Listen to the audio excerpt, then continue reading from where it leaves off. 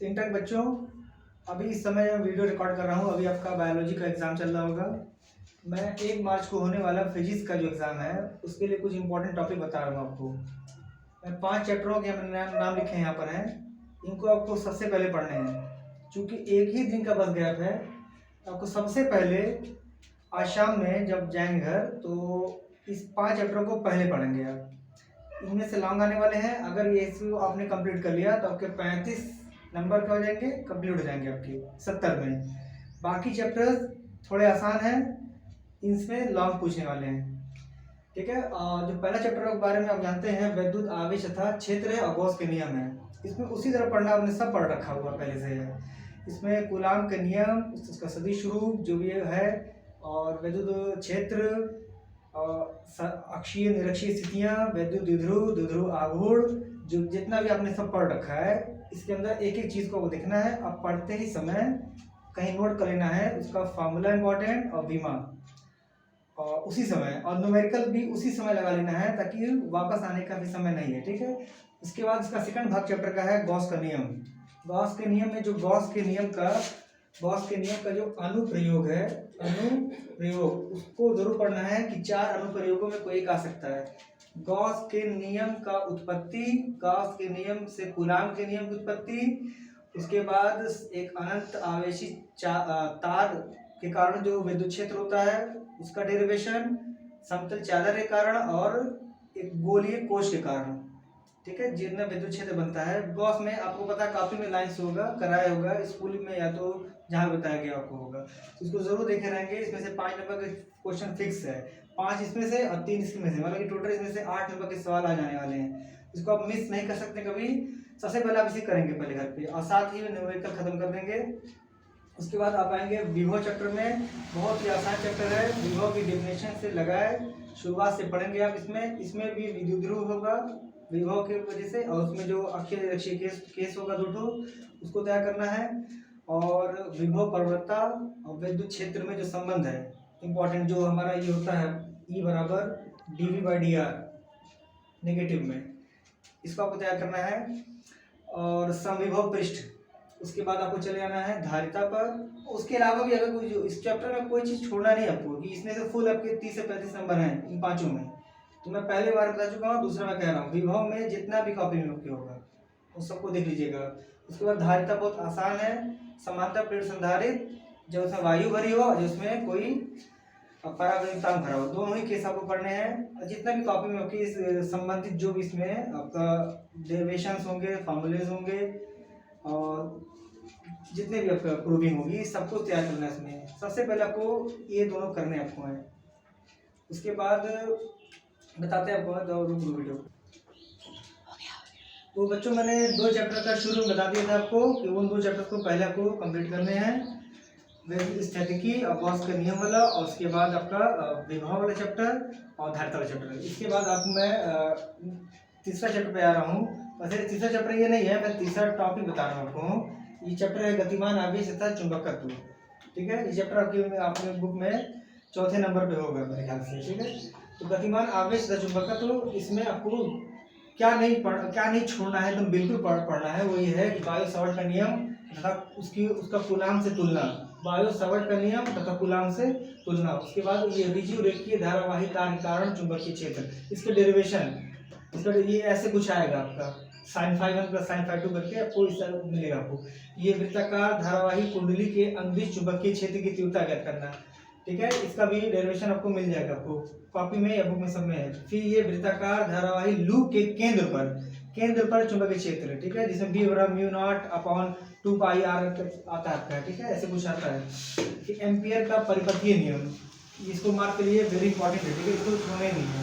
ठीक है, एम्पियर का परिपथीय नियम, और इसका तो आप लिख पढ़ेंगे ही, साथ में अनुप्रयोग इसके हैं। 3 अनुप्रयोग है। एक अनंत लंबाई के तार के कारण चुंबकीय क्षेत्र की तीव्रता, दूसरा एक लंबी प्रणालिका, तीसरा टोरॉइड।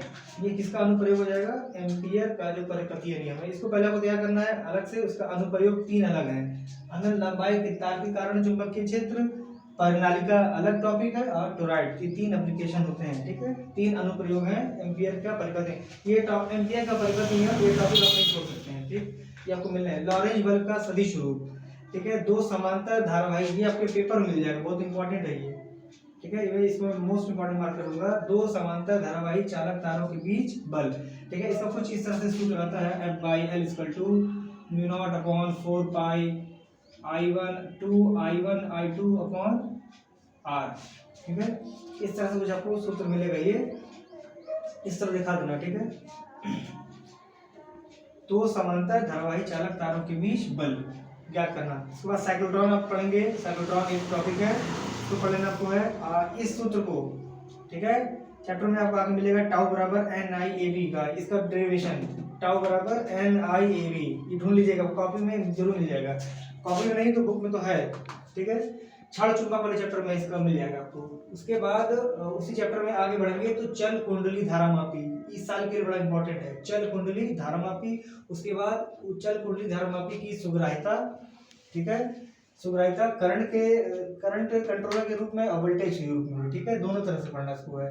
फिर धारामापी का वोल्टमीटर तथा एमीटर में रूपांतरण, ये बहुत ही जरूरी चीज है, ये इसको छोड़ देते हैं लोग। धारामापी का वोल्टमीटर तथा एमीटर में रूपांतरण, इसमें न्यूमेरिकल पूछ सकता है या तो खुद कहेगा रूपांतरण करके दिखाइए कुछ, ठीक है। चुंबकीय द्विध्रुव का अक्षीय निरक्षीय केस, इसमें भी होता है M बराबर आपका एक, जैसे आपने अक्षीय निरक्षीय में देखा होगा विभव चैप्टर में या उससे पहले विद्युतस्थैतिकी में, ठीक है। इसमें भी है चुंबकीय द्विध्रुव का अक्षीय निरक्षीय, दो केस होंगे, दोनों तैयार करना आपको है, बहुत इजी है, ठीक है। और ये लास्ट है, इसमें और भी जो होगा तो मैं थोड़ा मेन लाइन पे चल रहा हूँ, साइड से भी जो फार्मूले अन्य डेरिवेशंस और विमाएं, इसको तो आपको तैयार करना है। वेरी शॉर्ट और ऑब्जेक्टिव क्वेश्चन आपके पास कुछ ना कुछ तो होगा, अवतार या विद्या जो भी आपने लिया होगा उसको भी साथ में ही करेंगे, ठीक है। वन टाइम पढ़ना है क्योंकि दोबारा रिवीजन करना आपको समय नहीं मिलेगा, तो वन टाइम ही आपको पढ़ना है इसको है। तो U बराबर ये MB1, ये कहीं आपको दिख जाएगा 1 cosθ वाला, इसका डेरिवेशन, इस पे क्वेश्चन देख लीजिएगा, जरूरी है। 2 साल पहले 3 साल पहले इसमें से पूछा गया, इसमें से U बराबर MB1 cosθ, ठीक है, ये आपको मिल जाएगा बुक में। बच्चों तो 3 पार्ट मैंने बता दिया आपको। अगला बता मैंने चौथा पार्ट आपका जो इम्पोर्टेंट है वो है तरंग प्रकाशिकी, ठीक है। ये लाइट का लास्ट वाला पार्ट है, ये तरंग प्रकाशिकी। इसमें आपको इसको तो पूरा पढ़ना ही पढ़ना है, मतलब ये टॉपिक्स आपको बिल्कुल नहीं छोड़ने हैं, बिल्कुल भी नहीं। तरंगाग्र किसे कहते हैं, हाइगन्स का सिद्धांत, ठीक है, जितने भी बिंदु हैं पूरा पढ़ना है, हाइगन्स से जुड़ी कोई चीज छोड़नी नहीं है। हाइगन्स के सिद्धांत द्वारा, ये बड़ा इंपॉर्टेंट है, हाइगन्स के सिद्धांत द्वारा परावर्तन तथा अपवर्तन के नियम का सत्यापन, ठीक है, को मतलब कि हाइगन्स के नियम से कोण I बराबर कोण R प्रूव करना, और स्नेल का नियम, स्नेल का नियम किसकी सहायता से, हाइगन्स के सिद्धांत के द्वारा, ठीक है। परावर्तन का नियम और अपवर्तन दोनों नियम का सत्यापन करना, प्रूविंग करना, ठीक है। उसके बाद व्यतिकरण की शर्तें, प्रतिबंध, कला संबंध स्रोत किसे कहते हैं, यंग का बीजगणित प्रयोग, मोस्ट इंपॉर्टेंट, फ्रिंजों की चौड़ाई कैसे निकालना है, एकल द्विझिर्री द्वारा प्रकाश का विवर्तन, ये विवर्तन टॉपिक है, ठीक है, एकल झिर्री द्वारा प्रकाश का विवर्तन तथा उच्चिष्टों तथा निम्निष्टों की स्थिति का सूत्र, ठीक। उसके बाद आपको छोड़ना नहीं चैप्टर में आगे थोड़ा सा पीछे में चल रहा हूँ, इसी में नेत्र दोष, समझने की क्षमता, दूर बिंदु किसे कहते हैं, निकट बिंदु किसे कहते हैं, निकट दृष्टि दोष, दूर दृष्टि दोष, इसका कारण, इसको ठीक कैसे किया जाता है, ठीक है। ये चैप्टर का नाम ध्यान रखिए, प्रकाशिकी में बता रहा हूँ मैं, तरंग प्रकाशिकी, ठीक है। इससे पहले मैंने विद्युतस्थैतिकी पहला चैप्टर, ये विभव वाला चैप्टर 2 मैंने बोला इंपॉर्टेंट, सबसे पहले पढ़ने वाले 35 नंबर वाले, सबसे पहले इकट्ठा करना आपको है। और उसके बाद आपका पार्ट नंबर 4 जो था, तो मैंने तीसरे नंबर बताया आपको है गतिमान आवेश तथा चुंबकत्व, ठीक है। और अब मैं बता रहा हूँ तरंग प्रकाशिकी, ये टॉपिक जो आप देख रहे हैं इसको तो आपको छोड़ना ही नहीं है इसको, इसके अन्य भी बहुत कुछ होगा, न्यूमेरिकल्स, ऑब्जेक्टिव, वेरी शॉर्ट, आपके पास कुछ ना कुछ तो होगा, विद्या या अवतार जो भी होगा, और जो मुझसे छूट रहा होगा आपकी कॉपी में सारा है, इसको तो बिल्कुल नहीं छोड़ना है, ये मोस्ट इंपॉर्टेंट टॉपिक्स होते हैं, ठीक है। इसके बाद इसी चैप्टर में तरंग प्रकाशिकी में प्रकाशिक यंत्र, इसमें से एक लॉन्ग तो मिलना आपको है, 1 लॉन्ग, 5 नंबर का, या तो संयुक्त दूरदर्शी को आपको क्या करना है, संयुक्त सूक्ष्मदर्शी, परावर्तनीय दूरदर्शी, अपवर्तन दूरदर्शी। ठीक है, सूक्ष्मदर्शी आपका एक टॉपिक है, बाकी दूरदर्शी दो तरह का होता है, आप समझ जाते हैं। इसको बहुत अच्छे से क्या करना है, इसका आवर्धन सूत्र, इस पर दृष्टि की न्यूनतम दूरी वाला और अनंत वाला दोनों ही केस का जो आवर्धन सूत्र होगा उसको कैसे निकाला जाता है, पूरा फुल आता है निकालने को। ठीक है, सिर्फ फॉर्मूला लिख के छोड़ देंगे तो हाफ मार्क्स कट जाएंगे आपके। ठीक है, तो संयुक्त सूत्रदर्शी में भी आवर्धन का सूत्र कैसे निकलता है, परावर्तनीय दूरदर्शी में, अपवर्तनीय दूरदर्शी में, इस सब में। ठीक है, दूरदर्शी को आपको छोड़ना ही नहीं है। नेत्र से संबंधित सवाल आते हैं, न्यूमेरिकल आ सकता है इस पे, आपको उस पर न्यूमेरिकल लिखना होगा इस पे कि एक दूर दृष्टि का क्वेश्चन हो सकता है। ठीक है, और निकट दृष्टि का भी क्वेश्चन हो सकता है, और उसका निवारण पूछ सकता है कि कैसे इसको ठीक किया जाएगा। एकल झिल्ली का प्रयोग आपको छोड़ना ही नहीं, विवर्तन वाला। ठीक है, उच्चिष्टों निविष्टों की जो स्थितियाँ कैसे ज्ञात करते हैं उसका एक सूत्र होता है, उसको पूरा डेरिवेशन होता है उसमें, उसको करना ही है बस। हो गया बच्चों। अगला जो मैं चैप्टर बता रहा हूँ तुम लोग को, जो बहुत इंपॉर्टेंट है, वो है इलेक्ट्रॉनिक युक्तियाँ, जिसको अर्धचालक युक्त होते हैं। ठीक है, इसमें आपको इसमें जो पढ़ना है मैंने किया है, इसको जरूर आपको टच करना है। इसके अन्य भी आपको जो पढ़ना हो तो पढ़ लीजिएगा, वरना इतना तो करना ही करना आपको है। बैंड सिद्धांत क्या होता है, और चालक, अचालक तथा अर्धचालक में अंतर। ठीक है, लेकिन कैसे, ऊर्जा बैंड के आधार पर। ठीक है, और पीएम संधि तथा अवक्षय परत। ठीक है, पीएम संधि किसे कहते हैं, ठीक है, अवक्षय परत कैसे बनती है, ठीक है, कब घटती है कब बढ़ती है। ठीक है, अगर अभिनति तथा पश अभिनति में पीएन संधि डायोड। ठीक है, पीएन संधि डायोड होता है। अगर अभिनति में क्या होता है, पश अभिनति किसे कहते हैं, बैटरी में किधर कनेक्ट करेंगे पीएन जंक्शन को, कि उसको अगर कहा जाए तब उसको पश कहा जाता है। ठीक है, किसमें धारा तेजी से बहती है तीव्रता से। ठीक है, भंजक वोल्टा तथा एवलांच भंजन। ठीक है, ये छोड़ देते हैं लोग, इसमें से आ सकता है भंजक वोल्टता तथा एवलांच भंजन। ठीक है, थ्योरेटिकल पार्ट है, कुछ करना इसमें नहीं है। ठीक है, वो मिल जाएगा वो कॉपी में। पीएन संधि दिष्टकारी के रूप में, दिस इज इम्पोर्टेंट। ठीक है, ये लॉन्ग में आपके आ सकता है। पीएन संधि दिष्टकारी के रूप में दो तरह का है, अर्ध तरंग दिष्टकारी, पूर्ण तरंग दिष्टकारी। ठीक है, आपने पढ़ रखा होगा पहले से ही, पढ़ रखा है तो रिवीजन को जरूर कर लीजिएगा इसको। उसके बाद ये तो ये भी बहुत जरूरी है, ये तो आसान भी है, इलेक्ट्रॉनिक युक्तियाँ। तीन पढ़ेंगे आपको जरूर एक मिल जाएगा, LED, photo diode, solar cell. ठीक है, सिर्फ वर्किंग पढ़ने हैं, टोटल थ्योरेटिकल कॉन्सेप्ट इसमें है। ठीक है, इसको आसानी से तैयार किया जा सकता है, एलईडी, फोटो डायोड और सोलर सेल। ठीक है, अगला है ट्रांजिस्टर। अब ये जो सेक्शन शुरू हो रहा है ट्रांजिस्टर, यहाँ से थोड़ा मामला टफ पड़ जाता है। ठीक है, ट्रांजिस्टर में आंसर लिखना। ट्रांजिस्टर में बेसिक चीज पहले क्या है कि पीएनपी एनपीएन जो है इसका चिन्ह और परिपथ आरेख आपको सीखना है कि एनपीएन का वो सर्किट कैसा होता है, डायग्राम, और पीएनपी का कैसा होता है। ठीक है, पीएनपी और एनपीएन का और चिन्ह और परिपथ आरेख। उसके बाद ये लॉन्ग का सवाल, इसमें से अगर पूछने वाला है तो ये आ सकता है कि ट्रांजिस्टर की क्रियाविधि। ठीक है, क्रियाविधि में आपको क्रियाविधि अलग से पढ़ सकते हैं, पीएनपी का अलग क्रियाविधि, एनपीएन का अलग, ऐसे काम करता है ये। ठीक है, तो इसको कैसे कनेक्ट किया जाता है बैटरी से, कैसे इसको रखा जाता है, सब आपको बुक मिल जाएगा, कॉपी में कहीं ना कहीं कराया गया होगा। ठीक है, तो ट्रांजिस्टर की क्रियाविधि। उसके बाद इसी में क्रियाविधि में दो भाग है, उभयनिष्ठ आधार विन्यास, उभयनिष्ठ उत्सर्जक विन्यास। ये समझ नहीं आने वाली चीज है। ठीक है, एक बार क्रियाविधि पूछी जाएगी आपसे, उभयनिष्ठ आधार विन्यास में या पीएनपी ट्रांजिस्टर की वर्किंग या एनपीएन ट्रांजिस्टर की वर्किंग। लेकिन यह ध्यान देना है, उभयनिष्ठ आधार जब बोलेगा तो अलग सवाल है, पीएनपी ट्रांजिस्टर की वर्किंग और एनपीएन ट्रांजिस्टर की वर्किंग अलग अलग है। ठीक है, जब पीएनपी की वर्किंग पूछी जाएगी तो आप उभयनिष्ठ आधार से लेकर कर सकते हैं, एनपीएन की वर्किंग पूछी जाएगी तब भी आप उभयनिष्ठ आधार लेकर कर सकते हैं। ठीक है, इसी तरह उभयनिष्ठ उत्सर्जक विन्यास। ठीक है, इसमें उभयनिष्ठ आधार था, इसमें उभयनिष्ठ उत्सर्जक विन्यास। ठीक है, कॉमन एमीटर की बात हो रही है यहाँ पर है, इसमें भी पीएनपी की वर्किंग, ट्रांजिस्टर की, एनपीएन की, मतलब ये चार अलग चीजें इसमें है, चार अलग। उभयनिष्ठ आधार में दो बार पीएनपी और एनपीएन की वर्किंग, और उभयनिष्ठ उत्सर्जक विन्यास में भी दो केस है, पीएनपी की वर्किंग और एनपीएन की वर्किंग। ठीक है, सारा बुक में आपको मिल जाएगा ये। ठीक है, और नोट्स में भी आपको कहीं ना कहीं मिल जाएगा। उसके बाद अगला है एनपीएन, सिर्फ एनपीएन ट्रांजिस्टर की पढ़नी आपको है प्रवर्धक के रूप में, एम्पलीफायर के रूप में। पीएनपी नहीं कभी आया है आज तक है, एनपीएन ट्रांजिस्टर प्रवर्धक के रूप में, इसको पढ़ लेना आपको है। ट्रांजिस्टर दोलित के रूप में कई बार आ चुका है, ये भी है। उसके बाद लॉजिक गेट आपका, and gate, or gate, NAND gate, not gate और एक्स और गेट, जितना भी गेट है आपका है कोर्स में वो उसका सत्यार्थ सारणी। अब कुछ इसमें न्यूमेरिकल लगाने होंगे, क्वेश्चन भी आते हैं इसमें, ठीक है।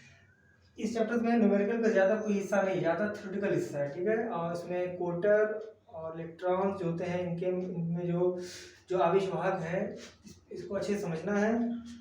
न्यूमेरिकल इसमें से बहुत कम आते हैं, ठीक है। एक का तुक्का जो फॉर्मूला है आई बराबर आई बी प्लस आई सी वाला, उस पर ही न्यूमेरिकल पूछ सकता है उससे, ठीक है। तो इसको जरूर देखेंगे आप। हाँ तो बच्चों ट्रांजिस्टर देखने के बाद उसके अलावा बी बुक में है तो बहुत चीज़, आपको पढ़ना सारा कुछ है। मैं कह रहा हूँ कि जब वो 5 चैप्टर आप देख लीजिएगा, मैं 5 चैप्टर को बता रहा हूँ कि सबसे पहले आपको पढ़ना है, ठीक है। विद्युत आवेश वाला पहला चैप्टर, उसके बाद विभव चैप्टर धारिता के साथ पूरा, उसके बाद गतिमान आवेश चुंबकत्व एम्पियर के परिपथ के नियम वाला चैप्टर, उसके बाद आपको तरंग प्रकाशिकी जो है, ठीक है, पूरा विवर्तन तक पूरा उसको, और ये आपका इलेक्ट्रॉनिक्स, ये 5 चैप्टर मैं आपको बोल रहा हूँ, तो सबसे पहले आप कर लीजिएगा, आपके 35 नंबर पूरे हो जाएंगे, ठीक है। और अच्छे से अवतार से भी आई आपका विद्या जो भी आपके पास आपने लिया हो क्वेश्चन बैंक, उससे देखकर और सारे अति लघु और बहुविकल्पीय उसको साथ में न्यूमेरिकल के साथ में वो अभी 5 चैप्टर पहले कर लेते हैं तो आपका 35 नंबर कहीं नहीं गया है। उसके अलावा अन्य जो है, जो मुझे लगता है ये अन्य में अब क्या पढ़ना, आपको पढ़ना ही पढ़ना है किरचॉफ का नियम, व्हीटस्टोन सेतु, मीटर सेतु, विभव मापी, ठीक है। हो गया स्टार्ट। हाँ तो मैं बोल रहा था किरचॉफ का नियम, व्हीटस्टोन सेतु, मीटर सेतु, विभव मापी, कोई एक आ सकता है इसमें से, कोई भी एक इसमें से आ सकता है, या तो इस पर न्यूमेरिकल आएगा या तो थ्योरी आएगी, इस पर आएगी, ठीक है। न्यूमेरिकल भी दे सकता है, थ्योरी भी दे सकता है, आपको उसको तैयार करना है, एक तो मिलना है आपको 4 या 5 नंबर में, ये भी मिल सकता है आपको, ठीक है। इसमें एडवांटेज आपका है कि ये टॉपिक बहुत ही मशहूर टॉपिक्स हैं, ठीक है, इंपॉर्टेंट टॉपिक हैं। उसके बाद मैं 2 पार्ट का और नाम लेना चाहूँगा, जब वो आप 5 तैयार कर लेंगे इसके बाद आपको इनको पढ़ लेना जल्दी से, विद्युत धारा तथा सेल पार्ट 3 फिजिक्स में, और प्रत्यावर्ती धारा, ठीक है। ये दोनों ही मिलकर आपके 15 मार्क्स के हैं, ठीक है। और पहले से आपने पढ़ रखा होगा कुछ ना कुछ, आपको बस 2-2 घंटे देने, 2 घंटे इस पर देना है, 2 घंटा इस पर दे देना है, खत्म हो जाएगा, कंप्लीट हो जाएगा। इसके अलावा जो जितने चैप्टर बच जा रहे हैं फिजिक्स में, परमाणु, नाभिक, द्रव की द्वैत प्रकृति, प्रेरण चैप्टर पार्ट 6, और विद्युत चुंबकीय तरंगें, और पृथ्वी का चुंबकत्व वो वाला पार्ट 5 जो है, क्षैतिज घटक पृथ्वी का जो है, ये जो छोटे चैप्टर 5 वाले हैं इनको आप 1-1 घंटा 2-2 घंटा में देख लेंगे तो 4 से 5 घंटे में वो 5 चैप्टर हो जाएगा आपका, 4 से 5 घंटे में, क्योंकि आपने पहले से जरूर पढ़ रखा होगा उसको, तो एक बार आपको बस रिकॉल करना है, देख लेना उसको है, ठीक है। पहले आपको वो 5 चैप्टर जो मैंने अभी बोले थे भी उसको, ये टॉपिक्स, ठीक है, अप्रकाशिक यंत्र, ये पहले कर लें, फिर उसको छोटे वाले पे आप आइएगा, ठीक है, वो जल्दी तैयार हो जाएगा, बस इतना कहना था।